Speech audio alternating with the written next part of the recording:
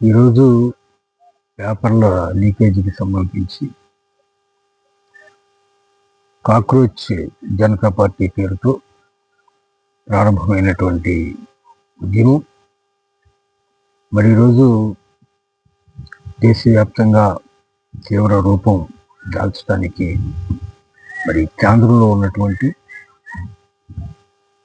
మోడీ ప్రభుత్వం యొక్క ఏకపక్ష విధానాలు, అహంకారపూరితమైనటువంటి విధానాలు, బాధ్యతారాహిత్యంతో కూడినటువంటి విధానాలు కారణంగా కనిపిస్తూ ఉన్నాయి. మరి గడిచిన 10 సంవత్సరాల కాలంలో 152 సార్లు పేపర్లు లీక్ అవటం అనేటటువంటిది కానీ, మరి ఒకే సంవత్సరంలో 11 సార్లు పేపర్లు లీక్ అవటం అనేటటువంటిది కానీ, మరి 5 సంవత్సరాల కాలంలో 3 సార్లు నీటి పేపర్లు లీక్ అవటం అనేటటువంటిది కానీ, ఇది మోడీ ప్రభుత్వం యొక్క బాధ్యతారాహిత్యానికి, అలాగే మరి విద్యార్థుల పట్ల మరి మోడీ ప్రభుత్వం యొక్క నిర్లక్ష్యానికి తార్కాణంగా అయితే మనకి కనిపిస్తూ ఉంది. మరి ఎవరైతే మరి విద్యాశాఖ మంత్రిగా ఉన్నటువంటి యొక్క ధర్మేంద్ర ప్రధాన్ ఎవరైతే ఉన్నారో మరి ఆయన్ని మరి నీట్ పరీక్షలు జరిగేటప్పుడు కూడా మరి ఎన్నికలు జరిగే రాష్ట్రాలకి మరి ఎన్నికల పరిశీలకుడిగా మరి ఎన్నికల ఇన్ఛార్జిగా మరి పంపించడం అనేటటువంటిది కూడా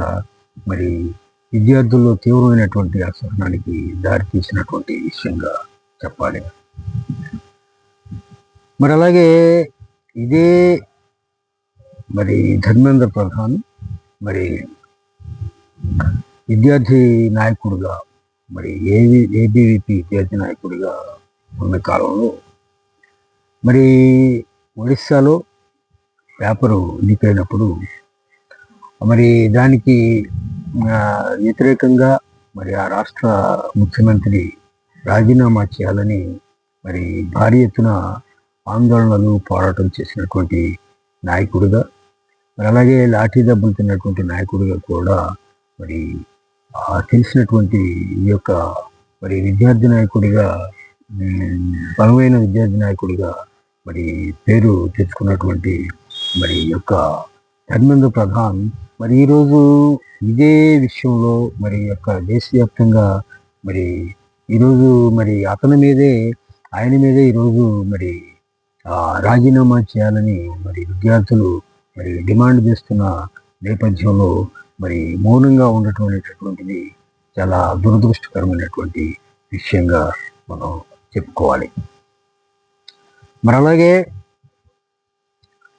మరి ఈరోజు ఇంత జరుగుతున్నా కూడా మరి కేంద్రంలో ఉన్నటువంటి మోడీ ప్రభుత్వం